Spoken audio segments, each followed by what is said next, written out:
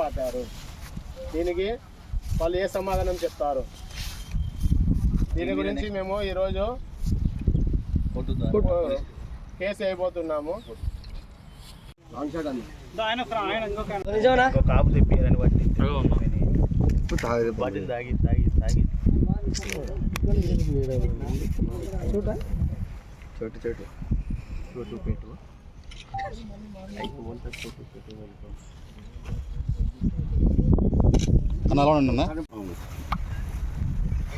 యాక్చువల్గా ఇక్కడ జరిగిందంటే సార్, దేవస్థానం భూమి ఎకరా 70 సెంట్లు ఉంది.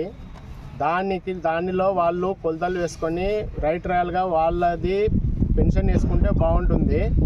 దాదాపుగా వాళ్ళది ఇప్పటికే రియల్గా ఆక్రమణదారులు వేరే ఉన్నారు. ఆ అపార్ట్మెంట్ చూడండి, మీకు కనిపిస్తున్న అపార్ట్మెంటు బాగా, ఆ అపార్ట్మెంటు దాదాపు 10 సెంట్లు వెనక్కి వచ్చి దేవస్థానం భూమిలో ఆక్రమణకు గురైందని చెప్పేసి ఆరోపణలు ఉన్నాయి.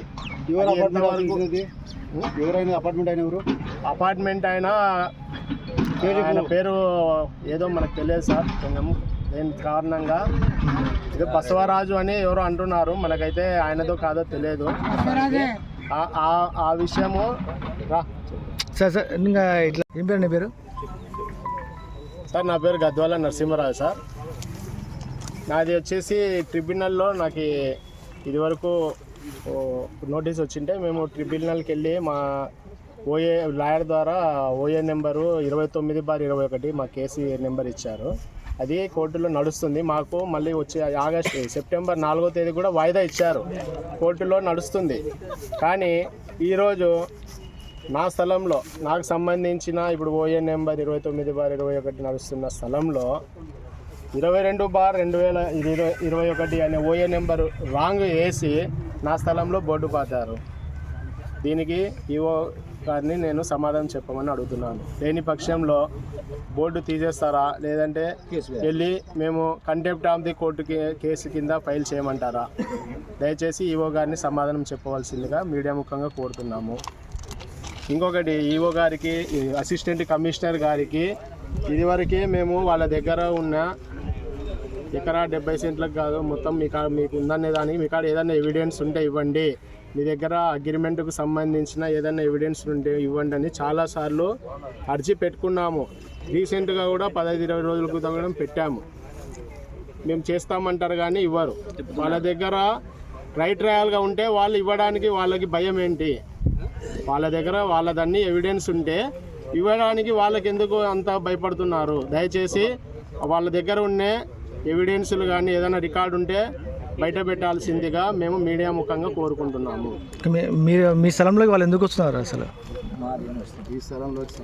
అసలు మా స్థలంలో వాళ్ళు రావడానికి కారణము ఇది కూడా వాళ్ళది. ప్రొవిషన్ లిస్టులో సర్వే నెంబరు 2247 మీద 3.78 కాదు, మొత్తము 5 acres ఉందని చెప్పేసి రాంగుగా పొరపాటున పడింది. యాక్చువల్గా 3.78 సర్వే నెంబర్ ఉండేది 3.78, దాంట్లో 1.70 మాత్రమే రికార్డెడ్గా దేవస్థానం భూమి ఉంది. మిగతా 2 ఎకరాల 7 సెంట్లు ఉండేది ప్రైవేట్ ల్యాండ్కు ఫ్లాట్లు వేసి దానికి సబ్ డివిజన్ జరగకపోయిన కారణంగా ఈ విధంగా వాళ్ళు మొత్తం మా దాని కిందికి వస్తున్నారు.